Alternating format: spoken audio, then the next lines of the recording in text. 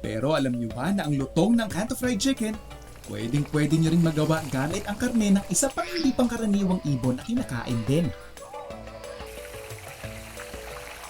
Tara na sa Francesca de Banahaw Resort at gumawa tayo ng piniritong pabo.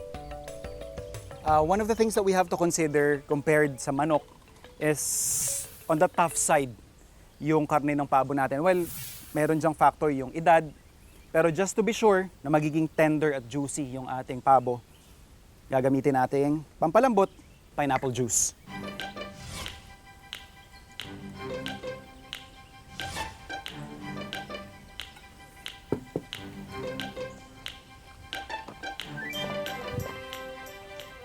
Definitely for flavor, pwede kayong magdagdag ng calamansi or any acid.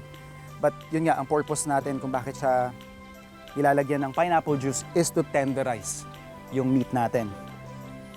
So, bababad lang natin to siguro for at least an hour. And then pwede na nating ihalo yung ating mga dry ingredients.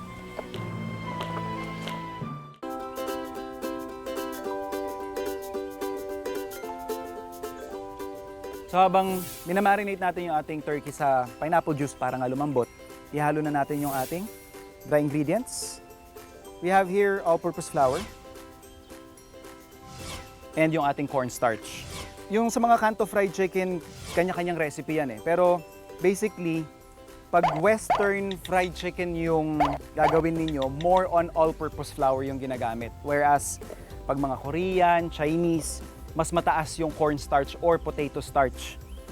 If you're using kasi all-purpose flour, parang mas madali siyang kumunat. Whereas pag more on the cornstarch at potato starch yung dry mixture natin, mas nare-retain yung crispness at saka perfect na perfect ito lalong-lalo na pag yung recipe ninyo requires double frying. So we have here, yun nga, combination of both. We'll add in some salt as well. Siyempre, paminta.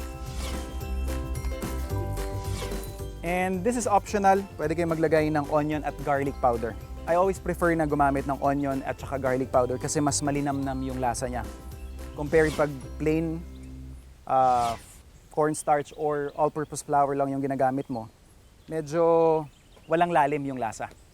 So kumbaga sa ulam meron kang hinalong panggisa. So once na na-mix na natin lahat, pwede na nating i-apply doon sa ating pabo. Naibabad na natin yung ating pabo sa pineapple juice. Now ready na natin siyang i-dredge doon sa ating dry mixture.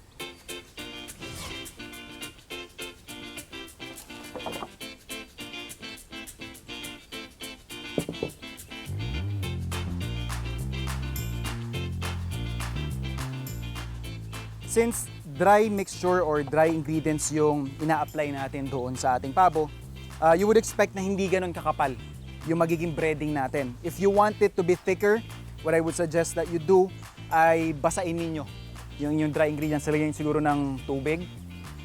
I would not suggest na ilagay nyo dito yung pineapple juice. Ang problema kasi doon, dahil mataas ito sa sugar, madali itong magbabrown hanggang sa madali itong masusunog. Advantages naman, yun nga, kuhang-kuha mo talaga na yung balat mismo ang malutong pag gumagamit ka ng dry mixture.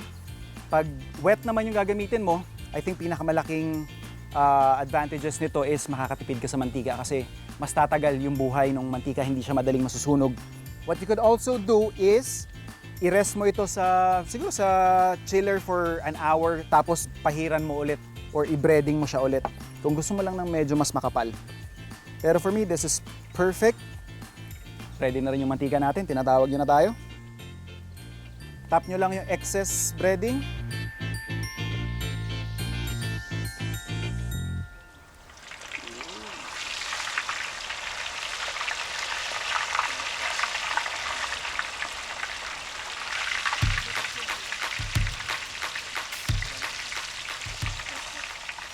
Now, yung cooking time nito would vary. Siyempre, yun nga, sa laki ng pabo, edad nito. Pero, dun sa nakuha natin, I would think more or less mga 30 minutes natin itong ipiprito.